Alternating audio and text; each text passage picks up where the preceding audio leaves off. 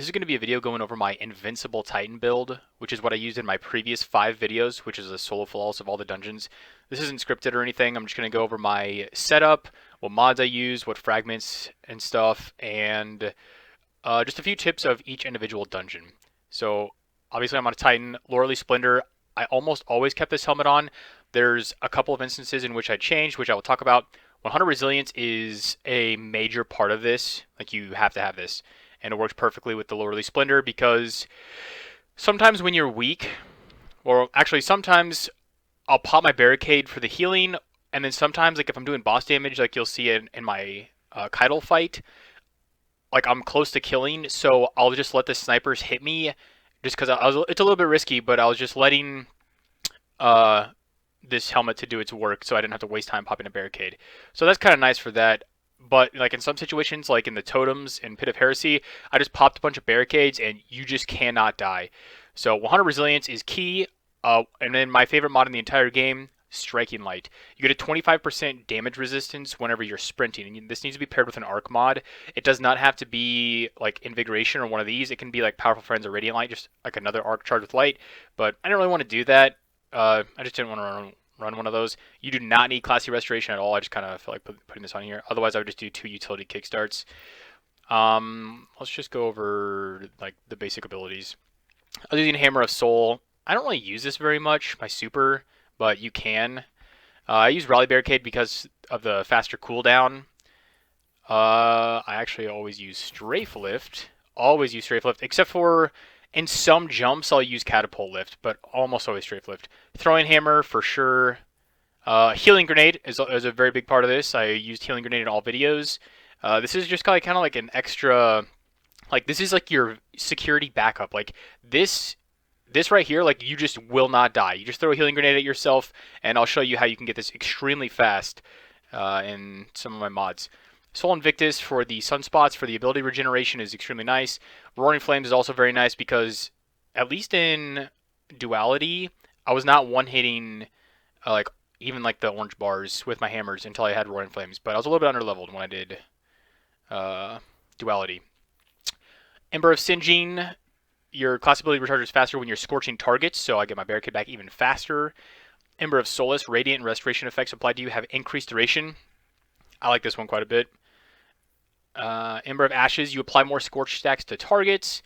And Ember of Torches, powered melee attacks against combatants make you and nearby allies radiant. This is important for boss damage. So whenever you're going into a boss fight, like you'll see in my Grasp of Avarice, the final boss, when I was proccing Bait and Switch on my linear fusion rifle, I also hit him with a hammer. And also in... I can't remember if I did this in Duality because I was a little bit new to the build, but I did it in Shattered Throne as well. And yeah.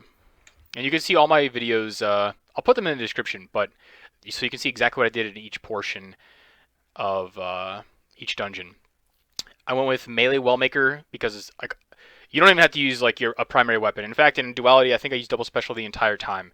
So you can Melee Wellmaker, it's because I'm just throwing my hammer the whole time. So Melee Wellmaker makes a solar elemental well. With that, I use Well of Life. Some people say this is not necessary because you have so much healing, but this keeps you from getting red bar in the first place. So this will keep you from even having to use your barricade. This is just like basically like it says, it's an invincible Titan build. So I like this. Plus, there's not really that much else you need.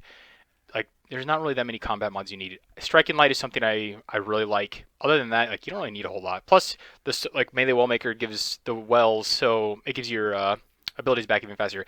This right here goes perfect with the Healing Grenade. Impact Induction, causing damage with a melee attack reduces your grenade cooldown.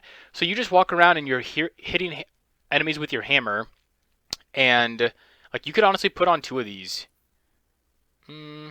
Actually, not 100% for sure if they stack, but you kind of don't really need a loader because we're not really using a primary very much. In the Vault encounter of Duality, I did use a GL loader, a grenade launcher loader, because I used a wave frame, which was very nice. If you have a wave frame in Duality, actually I'll just say that for the Duality part. But yeah, this right here helps you get your healing grenades back, which is what you want. So you want 100 Resilience. I do not care about recovery at all. In fact, I don't really care about any of the others because you have infinite hammers. And if you lose your hammer, even though I have low strength, like just pop your barricade in the sunspots. Soul Invictus will give you your hammer back. So you don't even need strength. Who cares about intellect? If you wanted, you could make this helmet arc, what's the mod? Hands on. You could put hands on, and it gives you super energy on melee kills. So if you like using your hammers or burning maul, which just got a 25% damage increase in PvE, hands on is not a bad idea. You know, you could just make your helmet arc and use that. So I go 100 resilience is a must for the 40% damage reduction and your barricade cooldown, and then I just go as high discipline as I can. If you have an artifice chest piece from either Grasp of Avarice or Duality, you can have 3 resist mods. I'll save which. Well, you want the specific resist. This is Armor of the Dying Star for Season 17. It's just Solar and Void resist. And 3 do not stack. They do not give you extra benefit. But you just want the correct resist on depending on what enemies you're facing. So Melee Wallmaker, Wall of Life, Seeking Wells so I don't have to bother walking over them. Striking Light, I already went over this, is very important. I've started, since I unlocked Classy Restoration, I started to put this on, but you don't really need it. I don't really know what else you would put here. I mean, whatever combat mod you want. Like, if you're using a solar weapon, you could put Font of Might on, or if you want, you could do Font of Wisdom for extra super energy, for a certain amount of time. So those are helpful. Yeah. So basically, I guess I'll move on to specific dungeons. The loadout I use in Duality was basically, actually, I think it was this, and this is the one time I swapped to Syntheseps. I used Glaive of Dreams from this season. While you have a Glaive equipped, your damage buff from the Nightmares is like doubled. So that's not entirely necessary. And the first encounter is like not that threatening, so Syntheseps is fine, and that's where Classy Restoration kind of is nice for this season, but you don't really need it. Syntheseps for the first encounter, like the Nightmare of Galron. Easy 2-phase, you can even 1-phase it with Tractor Cannon and Syntheseps, and your Roaring Flames ×3 from, the encounter. Other than that, the only other time I swapped off Loreley was for Lion Rampants in just jumping areas. That's it. That's the only time I took Loreley off. Otherwise, you just have it on the entire time. You cannot die unless you get knocked off the map, which brings me to, I guess, the second encounter of Duality. I don't have it on me, I used an Eager Edge Sword just to go fast. With this waveframe, Ambitious Assassin and Chain Reaction is very nice. If you don't have one of these, any waveframe would work. Ambitious Assassin is pretty nice, and I used Witherhoard in this slot. And then the final boss, I 100% recommend Lament because it's pretty good damage. I 4-phased the boss with it. If it was optimized, you could probably do less phases. But the reason why I recommend this over a linear, which can do more damage, is because those Incendiors are so annoying. They're the most annoying enemy in the whole game, I think, and you just get knocked off the ledge. And especially when you're picking up the essences. And if you get hit by one of them when you're in the air, you can just play your sword and swipe back onto the map. So this is a pretty safe loadout. So when you're in the final boss, like at Keitel and Duality, 100% this whole build, like I just had this exact thing on, use a Lament so that you couldn't get knocked off the ledge. The only other way you could really die is if during damage, Keitel steps on a backpack on the ground that hadn't exploded yet, and there goes your run. What did I do next? Shattered Throne. Oh yeah, here's a big tip for Shattered Throne, Grasp of Avarice, and Prophecy. Use Risk Runner. And also, you might have to sacrifice like Armor of the Dying Star. Like instead of running this, like you might just want to run double arc resistance some of the encounters. In Shattered Throne, Grasp of Avarice, and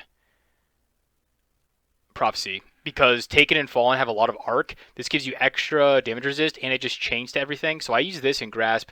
I use this linear in Grasp. Bait and Switch is very nice. I like it a lot. And remember, don't forget to bonk the enemy with your hammer for Radiant, which is like, I think, a 25% damage buff on top of the 35% damage buff from Bait and Switch. If you wanted to get fancy, you could use Font of Might. Font of Might will pair very well with Cataclysmic if you're using that. This will boost your solar weapon damage when you're using the solar subclass. So this is very nice. In Prophecy, I used this one, Clown Frenzy. And so if you have a linear, like since you're soloing this, if you have Frenzy or Vorpal, that's really good. Bait and Switch is really good. This is my favorite heavy in the entire game. I like this a lot. This is probably what I would use at Keitel if I thought that I wasn't going to get knocked off the ledge. So just be aware of what enemies you're facing, what kind of resist you want to use. The 3 dungeons that I just noted was Grasp of Avarice, Shattered Throne, and Prophecy. Arc resist is very important there. Just remember, Taken and Fallen have a lot of arc. Risk Runner is very nice. I think I had Risk Runner on the entire dungeon of Prophecy. Uh, Maybe even. Oh no, not in Grasp. So in Grasp, like the first part is Hive. This is not going to help you very much. Maybe against Wizards, but I'm not for sure. I think they have a lot of solar damage. Well, the Knights are arc. Well, some of them are. The Boomers are arc. Other than that, I don't know if I can really think of anything else to say. That might be it. I went over the build. I went over some of the weapons I used. The stats: resilience, discipline, resist, striking light. Very important. You could put on protective light if you wanted. You could put on elemental charge and protective light if you wanted to.